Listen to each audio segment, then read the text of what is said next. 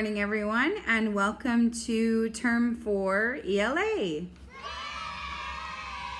So, for the next few weeks, we are going to be working through the super exciting unit of poetry. Hello, darkness, my old friend. So, before you guys think to yourself, poetry is lame, poetry is boring, poetry isn't relevant to my everyday life, poetry is for old people, then you are wrong.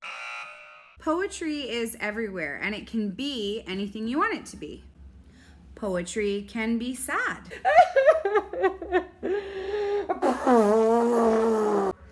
Poetry can be funny. Classic. Poetry can be dramatic. No one will ever understand. Poetry can be cool.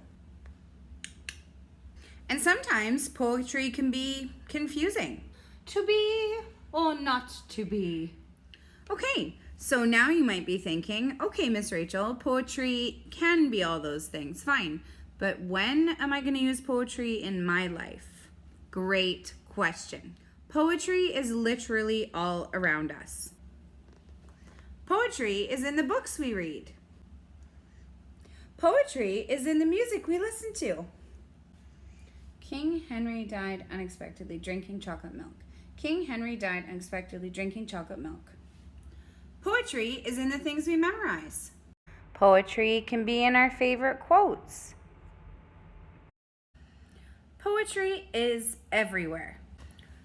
So, let's get right into it. We have already done a lot this year about figurative language, and poetry is all about figurative language.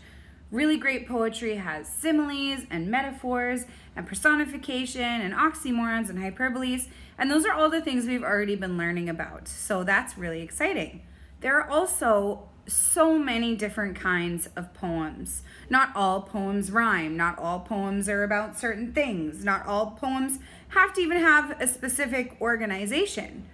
Poems can be anything you want them to be. That's the fun part. So this week, Mr. Matt, Miss Mavish, and I are going to be sharing with you some of our favorite poetry. And that can be in the form of a song, it can be in the form of an actual poem, it can be in the form of a jingle that you heard in a commercial. There's so many different kinds of poetry. But Mr. Matt, Miss Mavish, and I are going to share our favorites with you. Not only are we going to share our favorites with you, but we're also going to discuss things that are going on in the poem. Maybe this poem rhymes, or maybe this poem's about nature, or maybe this poem's trying to tell us something about the climate or protecting the environment, or maybe this poem's just silly, or maybe this poem's purpose is to get people excited, or maybe the poem's purpose is to make people sad. That's okay too. That's what poems are for, to express yourself emotionally. So firstly, why is poetry important to me? So growing up, my dad had this book, this really special book, and it was called The Golden Treasury of Poetry. And you can still buy this book today if any of you are interested. And I remember him always having this book and always reading it to us, sometimes in the day, sometimes before bed, but it was always out and around. And I just loved hearing these poems. At first, I probably thought, poetry. But as he read us more and more poems, I learned that poems can be funny and sad, and they can make you think about stuff, and they can relate to your own life. And that's where I found my love for poems. So even though I had so many favorites from this book, there was one poem that I always asked to be read. It was my absolute favorite. And it was called The Pablo Who Has No Toes. When I read the poem, you're probably gonna think, well, what's a Pablo? Why does he have no toes? Where did his flannel go? What's a channel? There are so many words that are gonna come up that you're gonna think, oh, that's weird, or I don't really understand that. But the whole point of poetry is to kind of have fun with words and bring to life this silly story. I would call this one a silly poem. But this silly story that really makes you, kind of the whole way through, go, what? And then at the end you think, oh, that's funny, or wow, yeah, that's really cool actually. So a poem is like a little mini journey for you to take, which is my favorite part about it.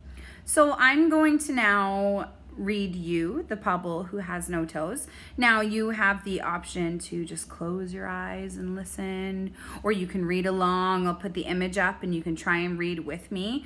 The most important thing about poetry to me, it always connected with me because my dad read it with such a rhythm and expression that really pulls you in. You know, if you read anything like this, it's not going to be very exciting, even if it rhymes. You know, poetry is all about telling a story. So expression and the rhythm of which you speak, like a song, is so important in poetry. So I'm going to try and do that for you, but if you'd like to just close your eyes and listen, or you want to read along with me, that's okay.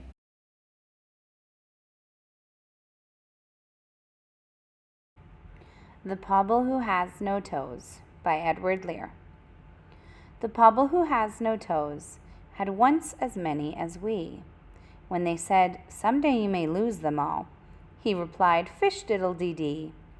And his Aunt Jobiska made him drink lavender water tinged with pink, for she said, "The world in general knows there's nothing so good for a Poble's toes."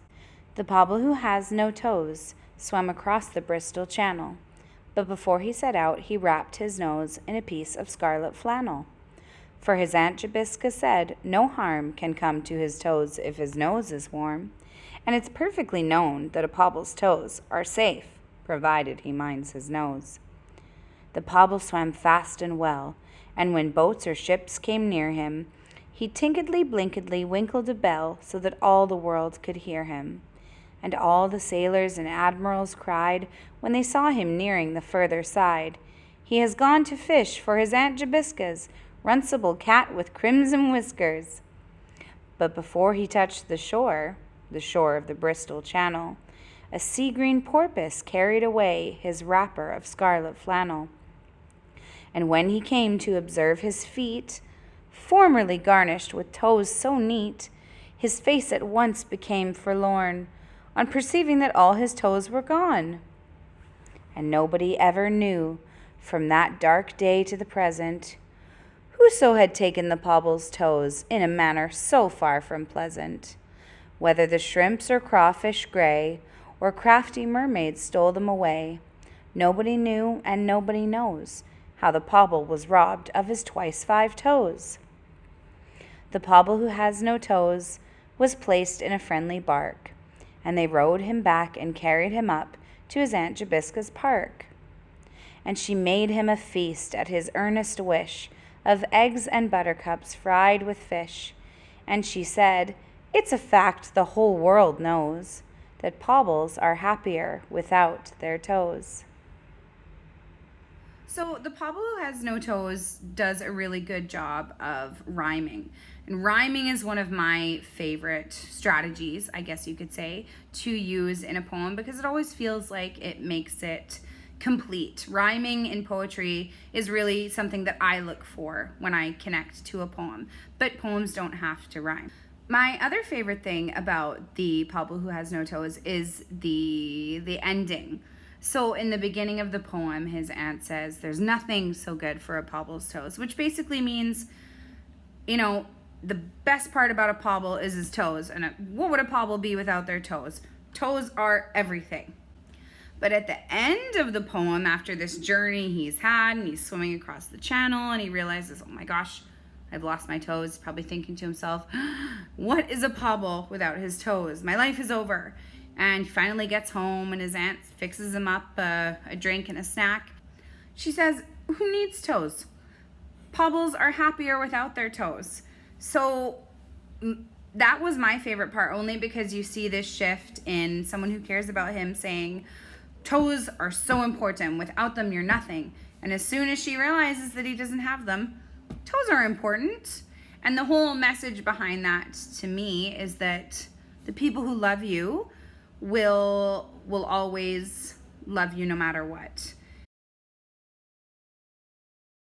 So that was my very difficult choice of my all-time favorite poem. I have so many favorite poems, so I couldn't choose one favorite, but that's the one I hold closest to my heart.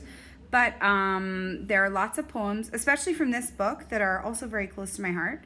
So if you would like to check out some more poems from this book, look in the extra time folder. I've posted a little poetry subfolder, and in there you can find lots of different poems from that book that are very special to me, and maybe you'd like to read some and give me some feedback on which one was your favorite or which one you connected with. So now that I've shared my favorite poem with you, I want you to reflect on this process. Now, just because it's my favorite poem doesn't mean it's your favorite poem. Just because these are my top 5 favorite poems doesn't mean they have to be yours. Poetry is so diverse, and there's so many different kinds of poetry that even my absolute favorite, I would die for this poem and nobody can tell me it's not the best poem. Somebody else could have a completely different opinion and think, this poem's weird, I don't like this poem. That's fine. There are a million other poems for you to try and connect to and enjoy. So your goal for this week, and Miss Mavish will go through this tomorrow, Mr. Matt the next day, is to find poetry in everyday life. Find verse that you connect with and share it with us. And that's your end of the week goal, is to find a poem or poetry in life that you connect with and share it with us. All right, so great work today, everyone. I hope you learned a little about poetry and got a little taste for poetry and verse.